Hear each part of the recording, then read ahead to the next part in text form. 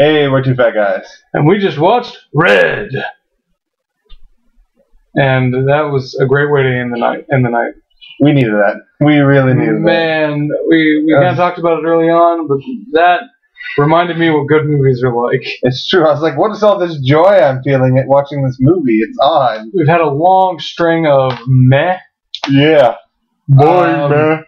This is very exciting. Awesome. Oh, it's the antithesis of all that we've just been watching. Which is great, because it starts off so bland. It's like well done monotony.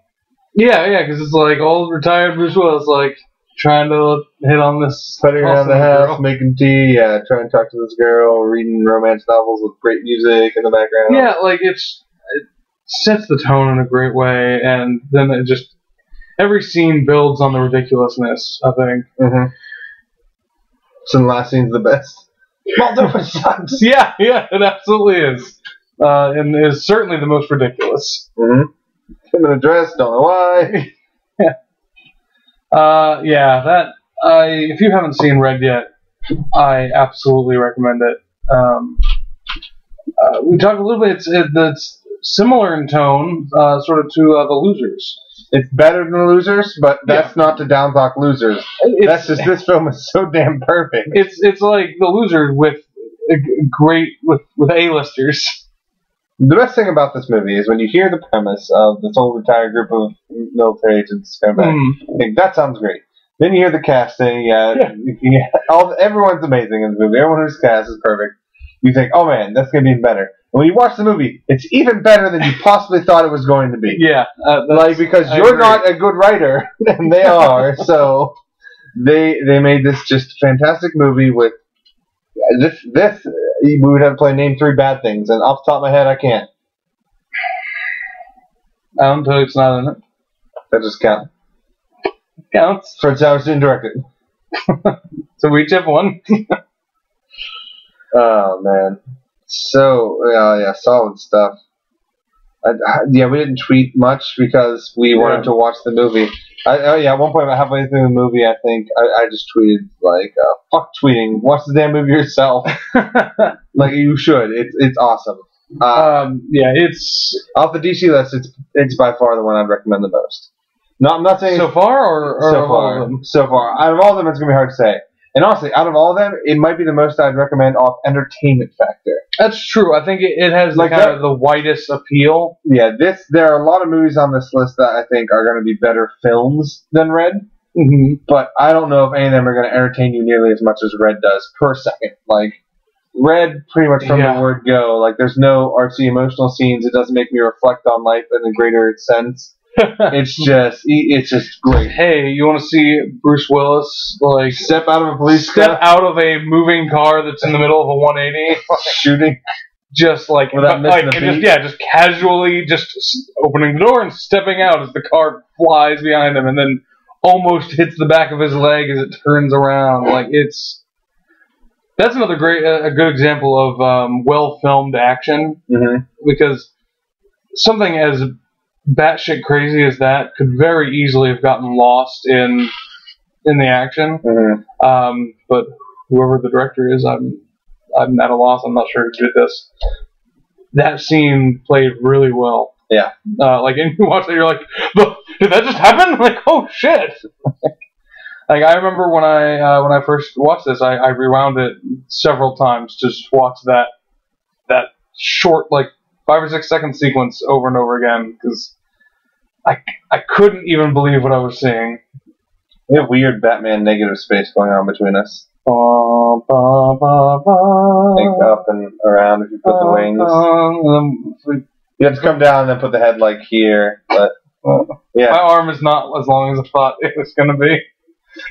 I was like, I'll just reach out of frame and come in the top middle of us. Oh. Because you're the guy from Meaning of Life, who has like the 4 elbows. I wonder where the fishy. You did love it, fishy. Oh.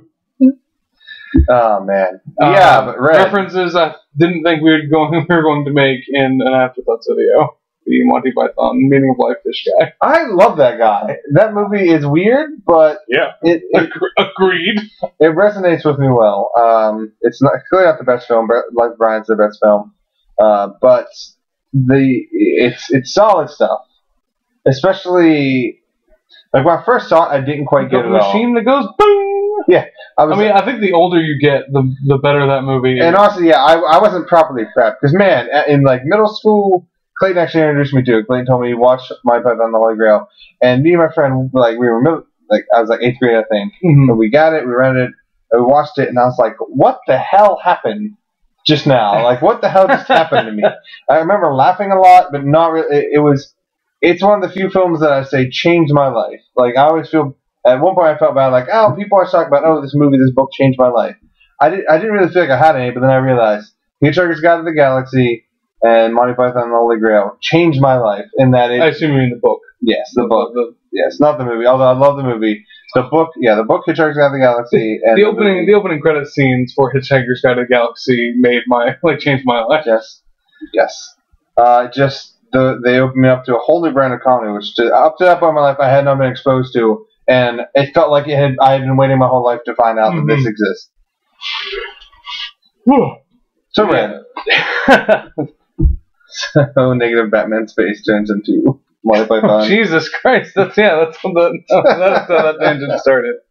We've watched 4 movies today, which is good because we're back on sort of a normal schedule. We're about back to like 1 a day. We're like we need to watch like 1.1 movies a day. Yeah, I don't think we're gonna hit the bonus round this time like we with Marvel. But you know what, Marvel, Sam wasn't working. I didn't have a show, so fuck you. Just fuck you. I hate anyone who watches these videos anyway. So you're not a fan of Clayton? I'm fucking no. Definitely not. Steve's passable at best. And any of your friends, I don't know, or I didn't feel like learning their names, so fuck them. Oh, that's all I have to say.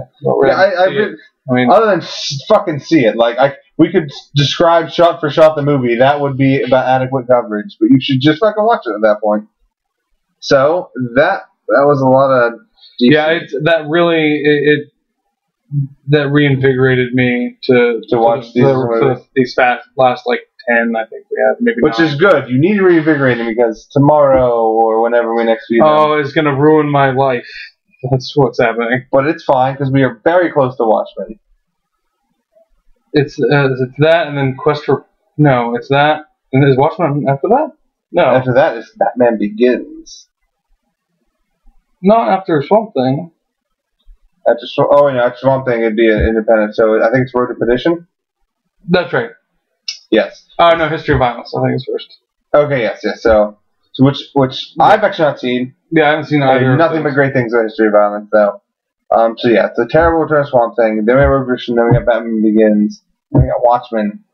That'll get us back into it, I think. And those are 3 very different movies. We got Batman Begins followed by Watchmen. Yep. That's delightful. That's how that was intended to happen. Yeah, we have 3 very different movies to sort of get us going. So, getting through Return of Swamp Thing is our last big hurdle. Superman 4, I think we'll be fine with, because you and I seem to. First off, we love Christopher Reeve. Oh yeah, he's great. Like his earnest performance will cover up any number of flaws, which, man, God bless him for it. Well, I would say it will cover up like 11 flaws. Yeah, I wouldn't say any number. I would say 11 flaws. It'll make up for it. Okay, yeah, that's fair. So we'll I think have an okay time watching that. Yeah, and it's short. It's like 90 minutes. Mm-hmm. Which will help balance out the. How bad could it be in 90 minutes? It's cut to us. This is where you edit to us. Yeah. 5 videos later. Fuck! That's the one where you have the. Get it, good. Like they did it again. Another movie did it.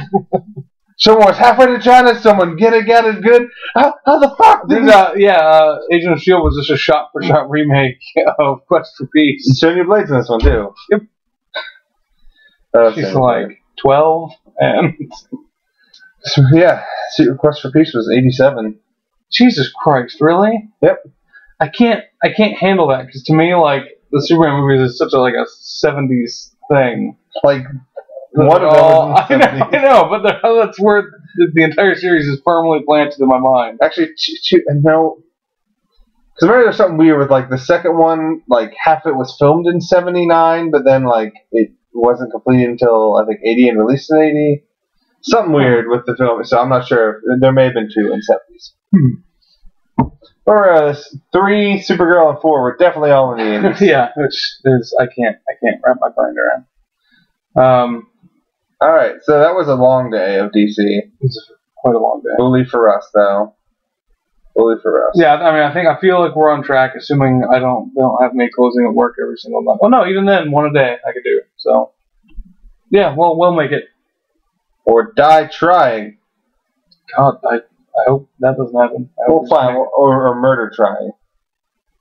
We'll make it or murder someone who's not us.